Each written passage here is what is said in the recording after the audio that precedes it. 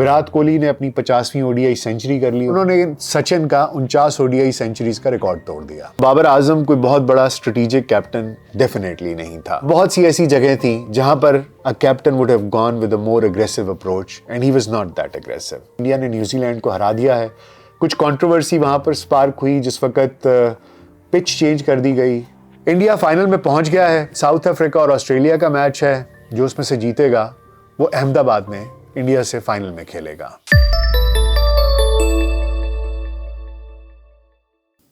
VLC podcast पे doctor Nasir bag के साथ खाकसार आपकी खिदमत में हाजिर है।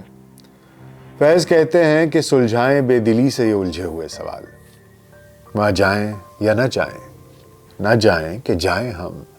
फिर दिल को पास जब्त की तलकीन कर चुके हैं और इम्तिहान जब्त से फिर जी चुराएं हम। आओ कि आज खत्म हुई दास्तान इश्क, अब खत्म आशिकी के फसाने सुनाएं हम। एक दास्तान इश्क जो कल खत्म हुई वो बाबर आजम और पाकिस्तान क्रिकेट टीम की कैप्टनसी की थी। उन्होंने ट्विटर एक्स पर अपने ख्यालात का इजहार कुछ यूं किया। The moment when I received the call from PCB to lead Pakistan in 2019. Over the past 4 years, I've experienced many highs and lows on and off the field. But I wholeheartedly and passionately aimed to maintain Pakistan's pride and respect in the cricket world. Reaching the number 1 spot in the white ball format was a result of the collective efforts of players, coaches, and management. But I would like to express my gratitude to passionate Pakistan cricket fans for their unwavering support during this journey. Today, I'm stepping down as the captain of Pakistan in all formats. It's a difficult decision, but I feel it is the right time for this call. I'll continue to represent Pakistan as a player in all 3 formats. I'm here to support the new captain and the team with my experience and dedication. I want to express my sincere thanks to the Pakistan Cricket Board for entrusting me with this significant responsibility. Pakistan जिंदाबाद। आइए बाबर आजम की बतौर कप्तान कारकर्दगी पर एक निगाह डाल लेते हैं। अगर टेस्ट क्रिकेट की बात करें तो बाबर आजम ने कुल 20 टेस्ट में पाकिस्तान की कप्तानी की। 10 जीते, 6 हारे और 4 मैचेस ड्रॉ हुए। बतौर कप्तान उन्होंने 1077 रन बनाए, जिसमें 2 सेंचुरीज शामिल हैं। हाई स्कोर 196 का है और उनकी एवरेज 51 बनती है।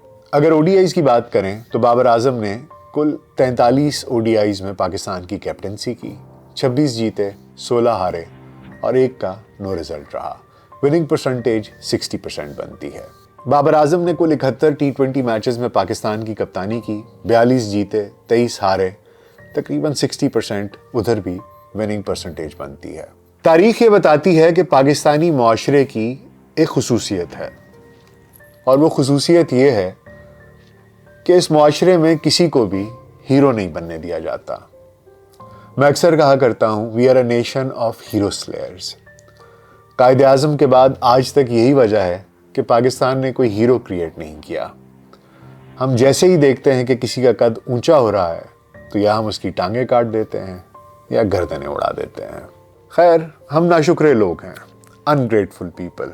कोई हमारे साथ अच्छा करे तो भी हमें तकलीफ होती है और कोई बुरा करे तो फिर तो तकलीफ होती ही होती है। बाबर आजम इस जनरेशन का ही नहीं, मेरे ख्याल में पाकिस्तान की क्रिकेटिंग हिस्ट्री का बेहतरीन बैट्समैन है। कप्तानी की बात करें तो बाबर आजम कोई बहुत बड़ा स्ट्रेटेजिक कैप्टन डेफिनेटली नहीं था।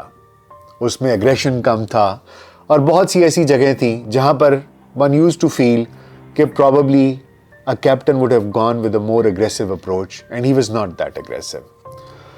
लेकिन दुख इस बात का होता है जब कुछ क्रिकेटर्स और कुछ नाम नेहाद सहाफ़ी मिलकर एक क्रिकेटर को मिलाइन करना शुरू कर देते हैं, जिसमें कि अपनी ज़ाती रंजिशें भी शामिल होती हैं।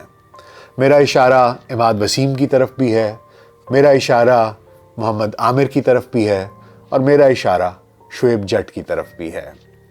ये वो लोग हैं जिनके पर्सनल स्कोर्स हैं। एक प्रेस कॉन्फ्रेंस में शुएब जट ने कोई, जिसे हम पंजाबी में कहते हैं, एक चवल सा सवाल किया जिसका बाबर ने जवाब नहीं दिया और वो उठ के चला गया। तो उसकी ईगो हर्ट हो गई, उसकी अना को ठेस पहुंची और पिछले पूरे क्रिकेट वर्ल्ड कप में वो इसके खिलाफ जहर उगलता रहा। मोहम्मद आमिर उसको लगता है शायद बाबर आजम ने उसको खिलाया नहीं। इमाद वसीम को ये तकलीफ़ है कि वो जब कराची किंग्स का कैप्टन था तो उसने कहा था कि बाबर आजम की जगह नहीं बनती, और ख़ुद जबकि पाकिस्तान में मैचेस हो रहे हैं तो इमाद वसीम टीवी पे बैठा इंटरव्यूज़ दे रहा है। लेकिन मैं बाबर आजम के इस फैसले से खुश हूँ। चाहे विराट कोहली हो, जो रूट हो, स्टीव स्मिथ हो, इन सब ने अपने अपने मुल्कों की कप्तानी की और एक वक्त पर आकर छोड़ दी। इससे उनकी बैटिंग की क्वालिटी भी इम्प्रूव हुई, उनके रिकॉर्ड्स भी इम्प्रूव हुए, और कैप्टनसी का एक अपना ही बर्डन होता है, और पाकिस्तान की कैप्टनसी तो एक थैंकलेस जॉब है। आप अच्छा करें तो आपको उसका कोई क्रेडिट नहीं देता, और कहीं पर भी कुछ गलत हो जाए तो सारे का सारा मलबा कप्तान पर आ जाता है।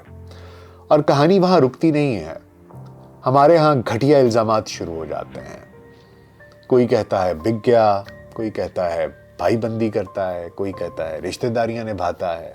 मुझे तकलीफ और दुख तब होता है जब आप किसी की इंटेग्रिटी को डाउट करते हैं, एक अच्छे प्लेयर को ज़ाया करने की कोशिश करते हैं, बहुत छोटे ज़ाती मफादात की खातिर, या किसी ऐसे नॉन डिज़र्विंग प्लेयर को उसकी जगह पर लाने के लिए जो सिरे से डिज़र्व ही नहीं करता। अनडिज़र्विंग प्लेयर से याद आया, पाकिस्तान की टेस्ट क्रिकेट टीम का कैप्टन अनाउंस कर दिया गया है। नाम है शान मसूद। आइए ज़रा आपको उनके टेस्ट क्रिकेट का रिकॉर्ड दिखा देते हैं।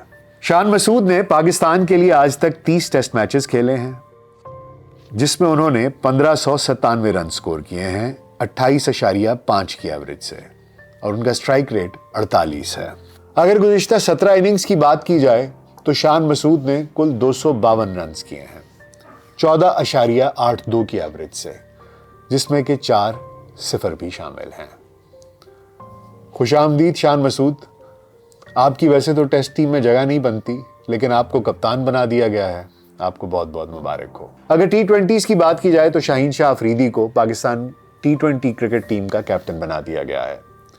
चॉइस ठीक है, अग्रेसिव बॉलर है, PSL में 2 दफ़ा लाहौर कलंदर्स को जिता चुका है।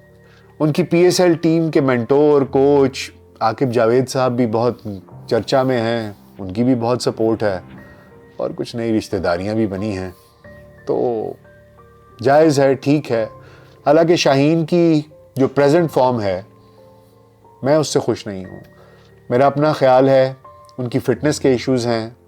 मेरा अपना ये ख्याल है कि वो जो टॉप ऑफ द ऑर्डर पे विकेटें निकालते थे वो नहीं निकाल पा रहे हैं, और यही एक बहुत बड़ी वजह रही है कि पाकिस्तान इस वर्ल्ड कप में उस तरह परफॉर्म नहीं कर सका, क्योंकि शाहीन शाह अफरीदी अपने पहले या दूसरे ओवर के अंदर 1-2 विकेटें निकाल जाता था और अपोजिशन उसके बाद अंडर प्रेशर खेलती थी। पाकिस्तान के नए चीफ सेलेक्टर का ऐलान भी कर दिया गया है। वहाब रियाज साहब पाकिस्तान के नए चीफ सेलेक्टर होंगे। उन्होंने इंजमामुल हक को रिप्लेस किया है। खुदा की शान है। मुझे तो ये अपॉइंटमेंट काफ़ी हद तक पॉलिटिकल नज़र आती है, क्योंकि मेरे ख्याल में वहाब रियाज का क्रिकेटिंग करियर कोई ऐसा नहीं था कि उनको चीफ सेलेक्टर जैसे ओहदे पर बिठा दिया जाता।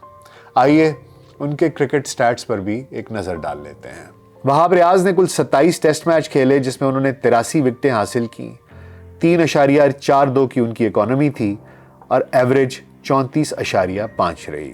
91 ODIs में उन्होंने 120 विकेटें हासिल की, इकॉनमी उनकी 5.7 रही, और इन 120 विकेटों की एवरेज 34.3 रही। T20 इंटरनेशनल्स की बात की जाए तो उन्होंने कुल 36 मैचेस पाकिस्तान के लिए खेले, 34 विकेटें हासिल की, 8.2 की इकॉनमी रेट और 28.6 की एवरेज रही। कोई क्या बताएगा, हम क्या बताएंगे, मज़ा खुद बताता है कि फ्रॉस्ट में जूस ज़्यादा है। मुझे कुछ बताने की ज़रूरत नहीं है, उनका रिकॉर्ड ही आपको बता रहा है कि वो कितने ग्रेट प्लेयर थे। पहले ये पंजाब के स्पोर्ट्स मिनिस्टर भी रहे और अब चीफ सेलेक्टर बन गए। अल्लाह की शान है, देखते हैं इनकी सिलेक्शन कमेटी क्या बनती है। लेकिन एक पॉजिटिव शायद इसमें ये ज़रूर है कि वो पिछले साल तक क्रिकेट खेलते रहे, इसलिए शायद उनको डोमेस्टिक के और क्रिकेट के खिलाड़ियों का ज़्यादा पता हो, उनकी फॉर्म्स के बारे में ज़्यादा पता हो। Let's see, let's hope for the best that this change works for the betterment of Pakistan. Mohammad Hafeez Pakistan team के नए डायरेक्टर हैं, जो कि हेड कोच भी होंगे। वो अपना bowling coach, fielding coach, batting coach, उसकी अनाउंसमेंट अभी बाकी है, लेकिन हफीज़ की अपॉइंटमेंट मुझे बड़ी डिज़र्विंग लगती है। उनको हम प्रोफेसर भी कहते थे, जो कि स्ट्रेटजी समझते हैं, गेम को समझते हैं, डिफरेंट प्रेशर पॉइंट्स को समझते हैं। This is one decision that I am really happy of, and I think कि हफीज़ शायद पाकिस्तान क्रिकेट के लिए कोई बेहतर काम कर सकें। लेकिन मोहम्मद हफीज़ का एक छोटा सा मसला ये है कि उनका नाम बहुत दफ़ा ग्रुपिंग में आ चुका है, और इसके अलावा वो थोड़े इमोशनल भी हैं। उनका कुछ पता नहीं चलता कि वो किस वक्त किस तरह से बिहेव करेंगे। तो ये देखना बड़ा इंटरेस्टिंग होगा कि वो अपना ये stint as a coach, as a director कितनी देर तक चलाते हैं, वो पूरा करते हैं अपनी इस मुद्दत को कि नहीं करते हैं। आने वाला वक्त ही बताएगा। लेकिन हमारी नेक ख्वाहिशात और नेक तमन्नाएँ शान मसूद साहब के साथ, शाहीन शाह अफरीदी के साथ, वहाब रियाज के साथ और प्रोफेसर हफीज़ के साथ भी हैं। जाते जाते एक क्विक रिकैप कल के सेमीफाइनल में कर लें। इंडिया ने न्यूजीलैंड को हरा दिया है। कुछ कंट्रोवर्सी वहाँ पर स्पार्क हुई जिस वक्त पिच चेंज कर दी गई। मैच पिच नंबर 7 पर होना था जबकि पिच नंबर 6 पर हुआ। आईसीसी ने बाद में इसको क्लैरिफाई करने की कोशिश की कि हमें क्यूरेटर ने और होस्ट नेशन ने कहा था। क्यूरेटर और होस्ट नेशन दोनों इंडिया हैं, और डेली मेल का ये दावा है कि ये पिच इस वजह से इस्तेमाल की गई क्योंकि ये स्लो पिच थी, इसने स्पिनर्स को हेल्प करना था, और ऑफ कोर्स इंडिया ये चाहता था कि उसके स्पिनर्स को हेल्प मिले। ये वही पिच है जहां पर हिंदुस्तान ने बांग्लादेश को हराया था। सोचने की बात यह है कि इंडिया को ये सब कुछ करने की क्या ज़रूरत है, इस किस्म की छोटी सी छोटी कंट्रोवर्सी में भी पड़ने की क्या ज़रूरत है। उनकी टीम जिस तरीके से खेल रही है, उनकी टीम की जो परफॉर्मेंस है, उनकी टीम की जो कंप्लीट मेकअप है, एक बहुत ही बैलेंस साइड है, and they have played some wonderful cricket. Virat Kohli ने अपनी 50वीं ओडीआई सेंचुरी कर ली, उनको बहुत बहुत मुबारक हो। He is definitely one of the greatest of the game, और आजकल के दौर का यकीनी तौर पर बेहतरीन बैट्समैन है। और उन्होंने सचिन का 49 ओडीआई सेंचुरीज का रिकॉर्ड तोड़ दिया। जाते जाते कुछ जुमले शामी के बारे में। Mohammad Shami, the way you have performed, the way you have come back, my heart goes out for you. एक अंडरडॉग स्टोरी है। 2015 में ये लड़का क्रिकेट खेलता है, इसको फ्रैक्चर हुआ हुआ है लेकिन ये खेलता है। उसके बाद इसकी बीवी इसके ऊपर कुछ बहुत घटिया इल्ज़ामात लगाती है, कहती है ये चीटर है, और फिर इंटेग्रिटी के ऊपर सवाल उठाती है कि अगर ये मुझे चीट कर सकता है तो ये अपने मुल्क को भी चीट कर सकता है। 2018 में उसका एक्सीडेंट हो जाता है, उसका सेंट्रल कॉन्ट्रैक्ट मनसूख कर दिया जाता है, उसके घर वाले उसके ऊपर पहरा लगा के रखते हैं, उसकी दिमागी हालत वो हो जाती है, और वो खुद कहता है कि मैंने 3 दफ़ा सुसाइड करने का सोचा। वहाँ से ये लड़का वापस आता है।